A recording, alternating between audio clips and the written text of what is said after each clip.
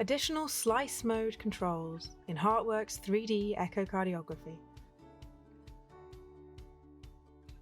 Within the 3D imaging mode on the heart model display, there is an additional slice, ultrasound volume control. By default, the structures of the heart model that are within the selected 3D volume are displayed, while those outside the volume boundary are ghosted. This slicing mode can be deactivated by clicking on the Slice Ultrasound Volume button in the window to restore the whole heart.